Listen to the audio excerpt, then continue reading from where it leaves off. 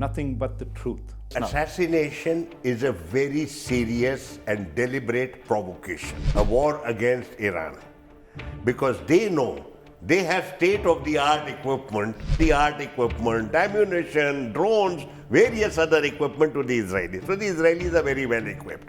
What they want is a solid war that would be reminiscent of what they did in the Six-Day War in 1967. That is what they want.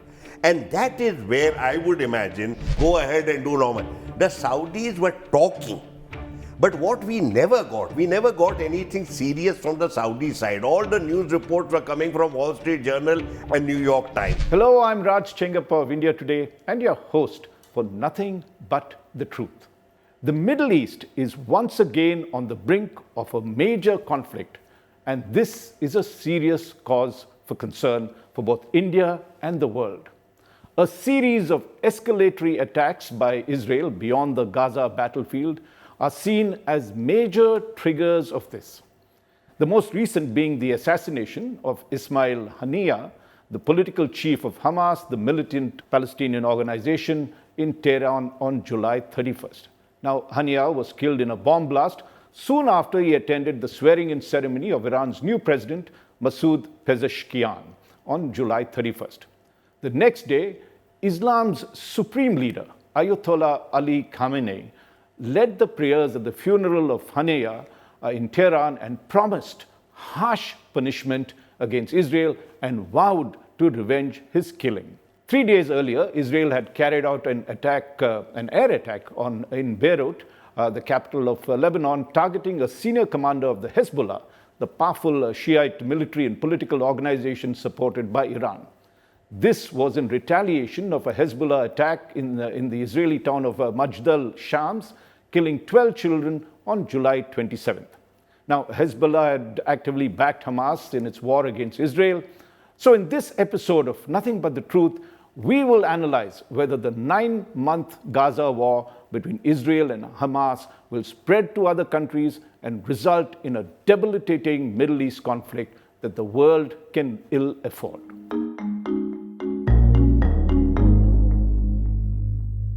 First, a bit of background. The current round of conflict began in October 7, 2023, when Hamas carried out a brutal and merciless terror attack against Israeli settlements bordering Gaza, killing over 1,200 civilians, largely civilians, and of course some Israeli military personnel as well. And they took over 250 hostages, including citizens from other countries. Israel then retaliated with massive force, striking major Palestinian settlements in Gaza, using both air raids and ground attacks that has seen over 40,000 people dead, including 15,000 children. Prime Minister Benjamin Netanyahu, Israel's Prime Minister Netanyahu, had vowed not to stop the attacks on Gaza till the Hamas leadership was completely decimated or killed, surrendered, and the hostages released. The assassination of Haniyeh is who's the senior-most political leader that Israel has felled. The timing of the attack and Israel's escalatory response is seen as critical. It came, mind you, in the midst of the major nations, including US, Europe, and China, who were negotiating with Israel to declare a ceasefire and for Hamas to release all the remaining hostages and also to proceed with the reconstruction of Gaza, which, as you know, has been completely destroyed. But the series of Israeli strikes, especially the killing of Haniyeh, is likely to have caused a serious setback to such efforts. There is every danger now of the war spreading far beyond Israel's territory and spilling over to Lebanon, maybe Iraq, with the backing of Iran. To assess whether this could result in a major conflict in the Middle East, I'm delighted to welcome at this moment Ambassador Talmiz Ahmad, who's a former Indian ambassador to Saudi Arabia, Oman, and the UAE, and considered a top expert on the subject. Now, Ambassador Talmiz Ahmad has written several authoritative books on the Middle East. His latest book, released just 2 years ago, is titled, very appropriately, West Asia at War, Repression, Resistance, and Great Power Games. So, Talmiz, welcome to Nothing But the Truth. Thank you very much. Tell me, let's begin by getting your take as to how you assess the impact of the assassination of Hamas's top political leader, Ismail Haniyeh, in a bomb blast, now we know in Tehran. Will this end up as a regional conflagration? The timing is very significant. Netanyahu has just come back from the United States. He spoke to a joint session of the House and the Senate in Washington.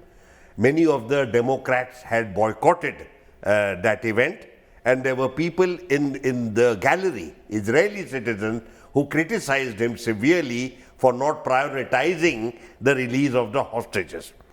His comeback is very clear. No compromise, no ceasefire. So he is basically cocking a snook at the Americans, basically telling them, this is my war and it will be on my terms. What he has done is made it clear that there will be now no chance of another ceasefire. Now, why does he fear the ceasefire? Because his political survival is at stake. He is an extremely unpopular person. There are people waiting in the wings to replace him. He heads an extreme right-wing government that is in fact partly responsible for the escalation of the political scenario that has led to this conflict. So I think he has made clear that there will be no peace process whatsoever. Ceasefire means questions about his continuation. There are also calls for a two-state solution. Biden has been talking about it constantly. He had also heard from Kamala Harris that they are very dissatisfied with what has been going on, and she also called for a ceasefire and humanitarian assistance. So I think he fears that very much. So let's look at the assassination itself. Does that in some senses escalate the whole issue? Could the other question, could it explode into a regional conflict? What does the assassination of Haniyeh mean beyond what you're saying just now? The assassination is a very serious and deliberate provocation. Netanyahu and his military commanders are desperate for a major war, a war against Iran, because they know they have state-of-the-art equipment while the Iranians have been subjected to 4 decades of sanctions. Militarily, in terms of conventional military prowess, obviously the Iranians are no match for the capacity that the Israelis are able to bring to bear. Do recall again, even during the Gaza War, from one day after the Gaza hit, the Americans have been sending state-of-the-art equipment, ammunition, drones, various other equipment to the Israelis. So the Israelis are very well equipped. What they want is a solid war that would be reminiscent of what they did in the Six-Day War in 1967. That is what they want. And that is where I would imagine the Iranians are not anxious to oblige. They know that a conventional war is not for them. Their strength lies in the capacity they have built up. Political capacity among non-state actors as well as military capacity across the region. This is therefore a conventional war is not what I don't believe is likely. What is more likely is a war of attrition of the kind we have already seen so far in Gaza. Now, if you take a look at the Iranian action so far, the biggest attack was on April 13th when they sent across hundreds of drones, cruise missiles to Israel in a strike that saw 99% of them being destroyed by the iron shield that Israel had, but 2 or 3 did penetrate and cause damage over there. Clearly, Israel has the most sophisticated armament that's available. So when the supreme leader of Iran, Ayatollah Khamenei, says that he will seek revenge and punish Israel, what are the avenues open to him? If you're saying that an open war, a regular conventional war is ruled out, what are the kinds of things that he could be having in mind when he says that? I have mentioned earlier, and I uphold that position, Iran has learned the benefits of strategic patience. Subjected to sanctions for so long, their economy crippled, their armed forces a shadow of what they should be, right. They are in no position to undertake a major conflict. They have also suffered a lot of earlier provocations, nuclear scientists being assassinated, their General Qasem Soleimani completely in public was killed by the Americans, though he was part of a peace process. Right, and two, I think, of their generals were killed in Damascus. Generals were killed in Damascus recently. And there was a skirmish, a tit-for-tat skirmish. What the Iranians have done is to do a kind of technology demonstration. They did in the month of April, showered Israel with 300 missiles, giving advance warning of 4 hours so that everyone knew it's coming. It's a display. There were actually 3 stages in that attack. The first and second stage were very primitive drones, very slow moving, taking several hours to reach. That last attack, where they were able to penetrate the Iron Dome, that hit Nevatim Air Base, from where the planes had taken off to kill their generals in Damascus. So I was under the impression that the Iranians have signaled that they do have capacity and they can inflict a lot of damage. Please don't push us further. From the Israeli side, they also did a technology demonstration. Just 3 attacks on very strategic targets. They did no damage, but they demonstrated we can hurt you. So I had seen that as mutual assured destruction. Mad, reminiscent of the Cold War confrontation. That is nuclear, of course, now, in a huge way. The point is, the Iranians are showing strategic patience. But that is not the case with the Israelis, because there are political factors in play. This is the survival of Netanyahu. And Netanyahu, as I have mentioned and is well known now, is a political survivor. He's totally self-absorbed and he is extremely amoral. You have seen in the context of Gaza, killing 40,000 people is absolutely a given. What is he concerned about? He has not been able in 9 months he cannot declare victory because Israel has no strategy. What they have killed, I think 2 or 3 Hamas military commanders. But these are all the rest. They have killed the political leaders in public view.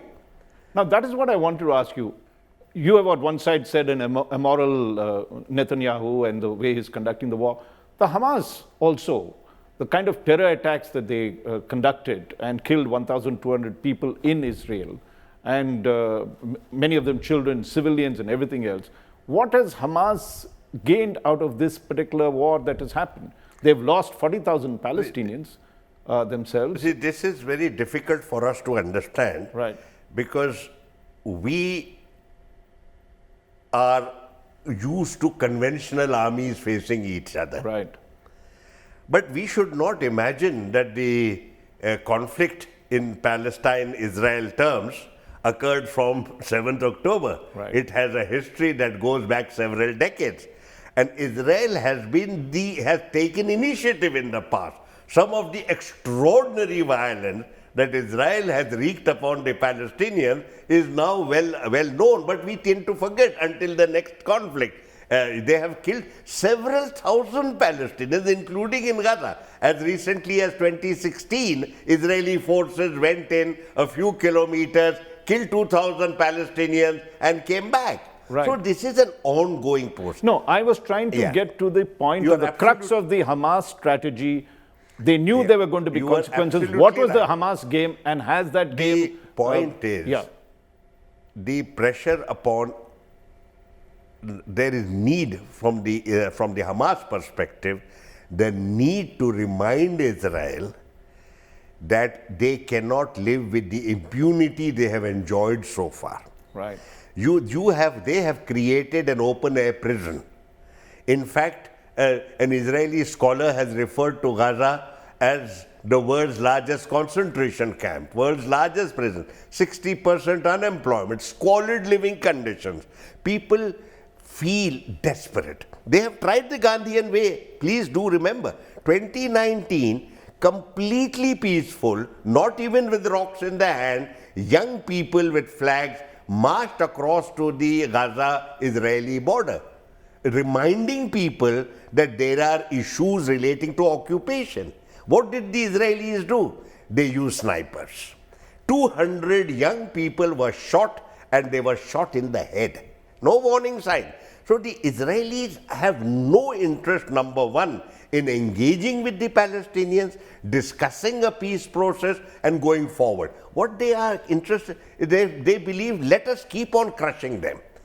And that we must live with this as the normal. And I would also gather that the Hamas strategy, however devious and terrible it was in terms of the way they killed the civilians, was that they feared that Israel, the rapprochement that it was having with Saudi Arabia and Qatar, we have an India-Middle East corridor that is also building.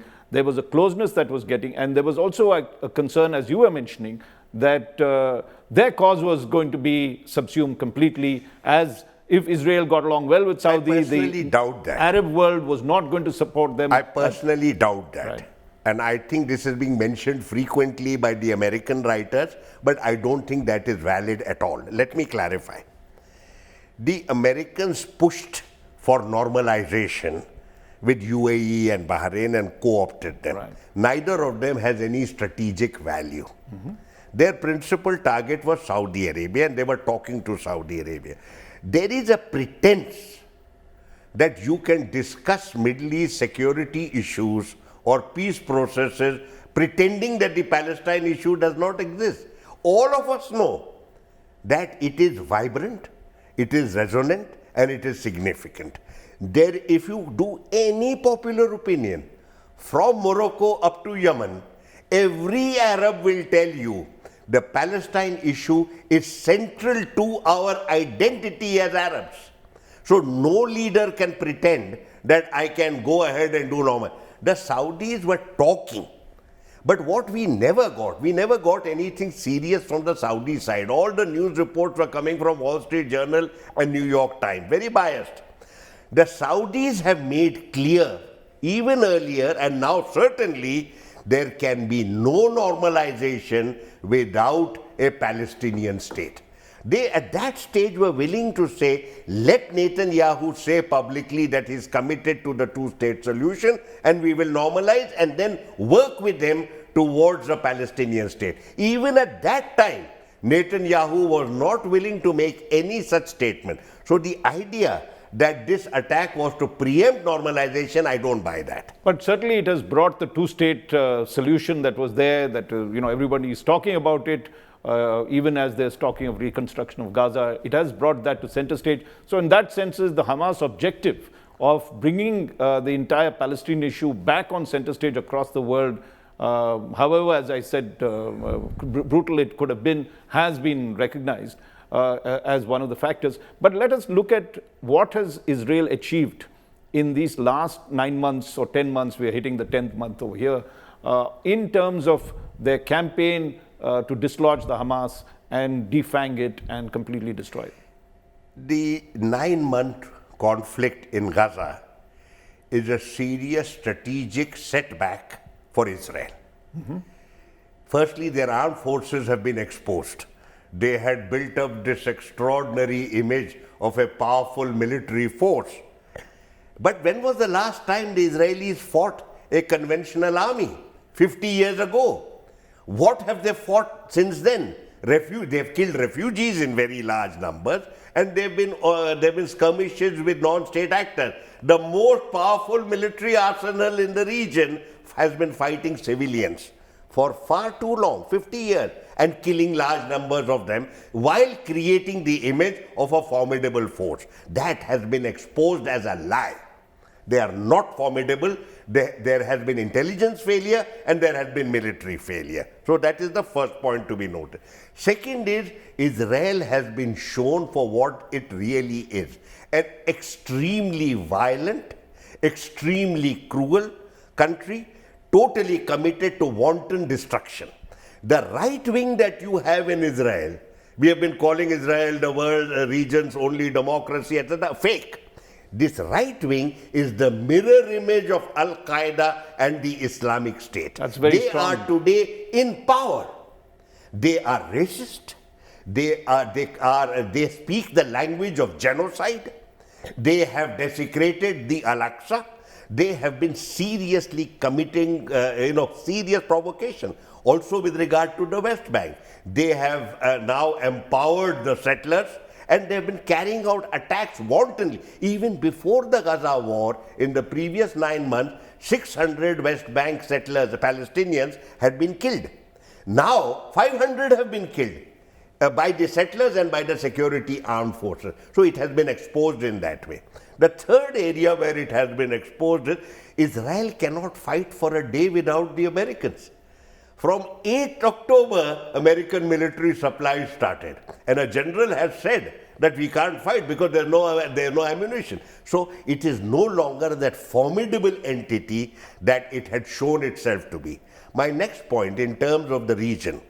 In terms of the region, you find today lots of conversation relating to the two-state solution. It is now on the front. It's right on the front burner, not on the back burner.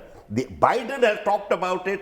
Kamala Harris is talking about it. There are European leaders speaking about it. You cannot pretend anymore that you can get on with life by killing Palestinians regularly and not doing anything about the peace process. Ambassador, but we also must realize that we have been victims of terrorism. The fact is that we've had a neighbor that inflicts constant attacks against us. We've retaliated. Now, the world over, we have condemned, India as a country has condemned terrorism as a way of trying to get justice of any kind. What is your view on the Hamas approach towards this? Isn't that condemnable in the way they went about? Let me clarify to you, there is a fundamental difference in our scenario and what is prevailing in the Palestinian occupied territory. But terror anywhere should be condemned. There is no such thing as objective terror. In our case, we use the term terror correctly because it is Pakistan-sponsored terror, which is violent, because Kashmir is an integral part of India, legally an integral part of India. Where these are concerned, these are occupied territories. Occupied people of occupied territories have the right of resistance. The word terrorism is not applicable to them. But therefore, let the Israelis discuss that. That is why the International Court of Justice has said that now this occupation has gone on long enough, we should stop. By the way, we can spend the whole day today discussing terrorism, definition, etc. But do recall that these are people who have suffered extraordinary privation, extreme violence regularly. You have seen the pictures. I mean, where is the terror? And what happened to state terror? Within the discourse relating to terror, there is a whole chapter on state terror. Why don't we discuss Israel's terror? Is this what they are doing in Gaza, not state terror? So I think we should not get into this very complicated discourse relating to whether this is happening or that. Indian scenario is completely different. And I want to come to that. If you look at the way India has approached the entire the Gaza war, as we call it, how has India's approach been? We have kept a somewhat neutral approach in terms of while supporting Israel and condemning the attacks, the terror attacks done by Hamas. We have also talked of moving towards ceasefire and also a resolution of the conflict. How do you see India stand, and what more do you think we should be doing? India's stand so far is confusing in the best thing I can say, because I see a conflict between the ideological propensity that speaks of an affinity between the ideologues of Hindutva and the ideologues of Zionism on the one hand. So there is a kind of natural affinity. I believe this is rubbish. The foreign policy approach represented by the Ministry of External Affairs recalls India's very natural and very substantial and consistent support to the Palestinian cause. So what you have seen from time to time is the emotions on the part of the political leadership trying to be sympathetic to their Zionist fraternity, and on the other hand, the Ministry of External Affairs gently entering into the picture and saying, look, hold on, we are committed to the Palestinian cause. I think as of now, it appears that the political leadership has accepted the kind of, they have accepted the kind of approach advocated by the Ministry of External Affairs. One area of concern, there have been news reports about supplies of lethal weaponry from India to Israel. I think that is extremely dangerous. Government has made no public statement about it. It's extremely dangerous, and I don't think it serves our long-term interests whatsoever. What more do you think we should be doing in this conflict? You see, India, you can't just one day wake up and say, I'm going to be active in West Asia. India has opted not to be active in any region outside the Indian border. Right. We don't, there have been diplomats like myself who for several years have been advocating that India should be a role player in the promotion of stability and prosperity in the region. Right. We have a link with that region for 5,000 years. We have a very high level of cultural comfort with them and they with us, and we have crucial interests in the region. How can we abdicate this responsibility and focus on matters at home as if the rest of the region doesn't matter to us? It does. It is connected with our energy security, with our economic interests, with our logistical interests, and the welfare of an 8 million strong Indian community that sends back to India every year $35 billion. Can we afford to ignore the security scenario? But isn't this a serious setback to our interest that abdication of all such security responsibility by India has opened the space for China? And it is not India, but China that saw through the engagement between Iran and Saudi Arabia and presided over their agreement. That is where we should have been, according to me. I don't think that the time is lost, but we must come up with a serious proposal. We must work with like-minded. You can't come, as I said, overnight and say, I want to promote a peace process. As of now, looking at the mood in Israel and the continued presence of Netanyahu, I don't think he's interested in any peace process. So this is not, I believe, the time. But we should use this time to talk to like-minded countries that carry influence in the region. We can talk to Japan, Indonesia, Malaysia, Iran, and other countries which carry an interest. Let us do the consultation. We are doing nothing.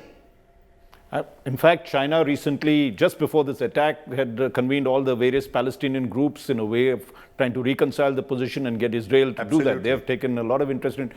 Finally, if you look at the situation as it stands now, you have an escalatory step that has been taken. You are saying that Iran has strategic patience. It may not go in for an immediate military attack. Could be covert or demonstrated as they tried to do in April, that we could do a tit for tat. You have Hezbollah, who is also a player in this game. Where do you see this cast of characters? You could very easily go up the escalator ladder if you don't realize. Hezbollah carries out an attack in response to what Israel did recently to it. You could have Syria and other countries coming into the process. Do you see this rising, or do you think that in some senses this will put a lid and we could see some sort of ceasefire and reconciliation process going on? My own sense is that the leaders of the region are not going to oblige Netanyahu and fulfill his agenda. That amoral individual desperately wants war. He values he has linked his political survival to the mass killing all across the region. But he does have, the populace does, if you see surveys that are there, quite believe that, in fact, they believe he hasn't taken tough enough action against them. See, look, you can look at any survey and you can get the result that you want. I don't believe that. Look at the world opinion today. Certainly. It has swung quite sharply. Even Jewish opinion, significant sections of the Jewish opinion. So I'm not saying that the Israelis know too much about peace processes or the two-state solution. They've not been educated in that regard. They've led a very cocooned life. They don't know what's been happening, many of them. So I think that as of now, I think that the kind of escalation that we fear may not occur, certainly not in the short term. Having said this, what happened to a political process? Even Biden, with all the dysfunctional scenario that prevails in Washington today, he's still going to be president for some time. In fact, I would suggest to you one more thought which occurs to me. You know that the new Iranian president has emerged from the reformist side. Right. He has been talking the language of peace. He talked about wanting, he gave a very strong signal of an outreach to the Americans. I think that was one more factor encouraging Netanyahu he launched the attack in Tehran in order to neutralize any possibility of an Iranian engagement with the Americans. And their greatest fear would have been for Netanyahu, the greatest fear, what if Biden worked towards a nuclear agreement?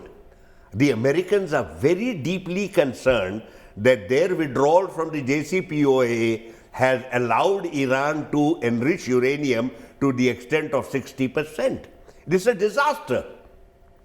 Maybe. So now even that, it's a thought. I don't know how valid it is, but it's a thought that in case the new president had been allowed the space to push a process forward, and there are many well-wishers who would have encouraged it, like Oman and others, allowed a dialogue to take place in these circumstances, I think the Israelis must have got a hint of that and thought this is another reason why we must come in. So as of now, I believe you are not likely to see escalation, but the political initiatives, primarily from the United States, however defunct the government appears to be, and the Europeans, should now become a little more robust, a little more aggressive, and promote a political process. First, the ceasefire. Because, have you seen, there is no strategic